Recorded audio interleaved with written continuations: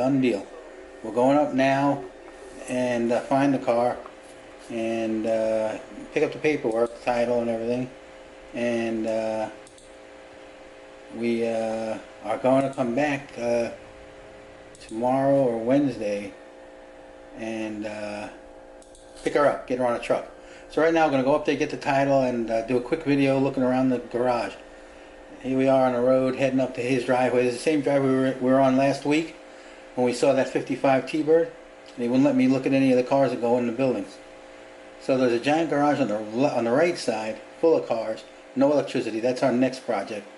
This garage here on the left where we're going in now was this car was entombed in there since 1995. All this stuff you see, this place was packed. I mean, it must have taken them 2 weeks to get us this alleyway to get in and walk in and just look. That thing on the left covered with covers was like blocking the road. All this junk was in there. You wouldn't believe it. There's 4 more cars on the car covers in there. So there's a 1970 Jaguar XKE Series 1.5, 2-seater, not a 2+2. Original interior, original carpets, original chrome. It was repainted maybe 28 years ago. It looks a little orangey. It's actually a guard's red type thing, but with his fluorescent lights, which are a little weird, it came out a little orangey. Original interior, original steering wheel, original dashboard and switches. This car was painted maybe 24 years ago, and never wet sanded, never compounded. This is how the paint came out of the shop. If this car cleaned up, wet sanded, and compounded, it would look magnificent. I mean, it's not wavy at all. There's chrome trims that go around that rear window. Same thing in the front. I'll show you. In the front, the corner, it has corner trims, and then the full chrome goes around the front. I think I got them in the back of the car. So it's 4.2 liter, 6-cylinder, dual overhead cam, 2 carburetors, 2 Stromberg carburetors, original wires, very original car. That's a nice louvered original hood. Now those hoods were a whole nother. Look at this interior. It's a 2-seater. That flips up. There's a little storage area in the back. That little compartment with the silver rails on it. All original interior, never touched. Original headliner. These headliners are just glued to the roof, and they're very difficult to do correctly and keep the chrome trims on. This car was never touched like that. I think this car I sold him in 1995 and a half. Original trims, not covered headlights. The covered headlights were the generation and a half, Series 1, earlier generation. And that bonnet is huge, long bonnet. You see that corner there? That's where the chrome trim goes, and a chrome trim goes around the windshield. Triple windshield wipers from the factory, 1970, 1969. And that bonnet, that hood is huge. It's 3 pieces, a center piece, 2 side pieces. There's the VINs and the body number and engine. There's the date. I can't believe this. I don't know, look at it again. It just blows me away that he's had this car. I sold him this car. He drove it in the garage in 1995 or 6. I think I sold it a little earlier. And it's been ever since. It has not been out once. The car has no rust. Well, these frame rails usually rust. I mean, that's unbelievable. Look at that, 96. Where these frames usually rust with the engine, not a speck of rust. It's just a great car. Look at all this junk, though. This place is like loaded with junk.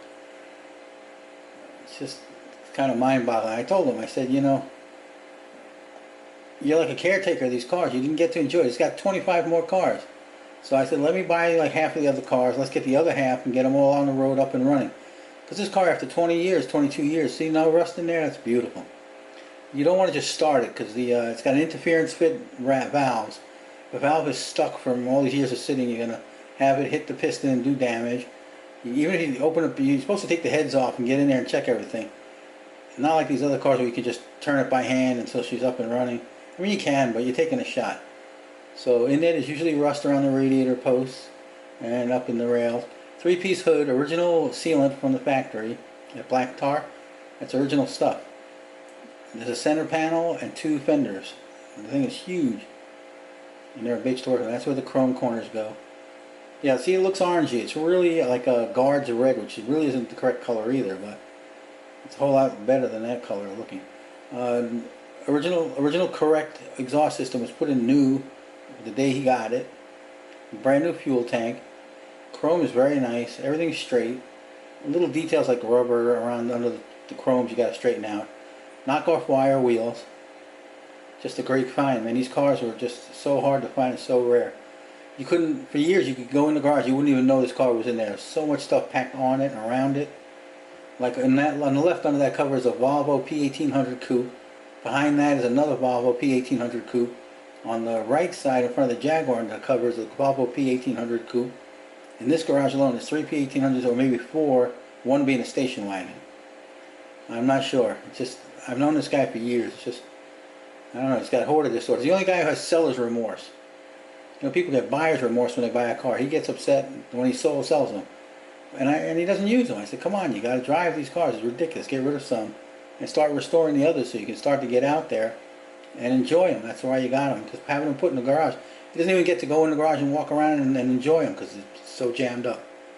So original interior.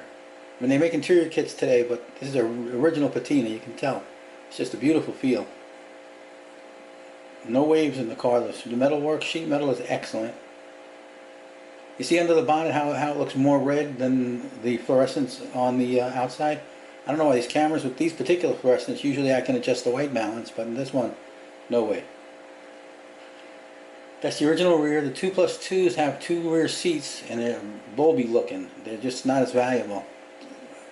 This is a very rare to find car. After these years, you don't find them anymore like this. The rubber seals are everywhere where they belong. They may not be in great shape, but everything's where it belongs. And it's just an amazing project trying to get this. You know, I've been after this, what? I've been talking about this for 2.5 months. Usually I make a deal for a car, I get it in a few days. I got the title work. Now I got to go back with the truck and get it loaded up on the truck. That's whole nother disaster, but it's worth every effort because you just don't find them like this. And when you find them, they're rust buckets, they're junk. You got to do a $100,000 restoration. All right, we're gonna get out of here. It was an adventure worthy of all this effort. Hope you guys appreciate it. I finally got it next to the Mercedes. I keep saying it, but you see, I get them done. So we're gonna get out of here, and I'm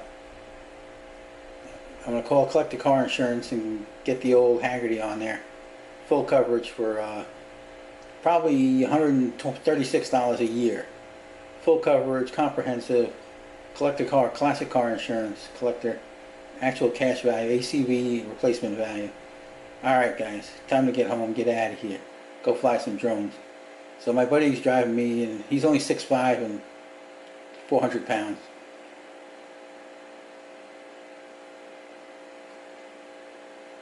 Okay guys, happy flying, out for now.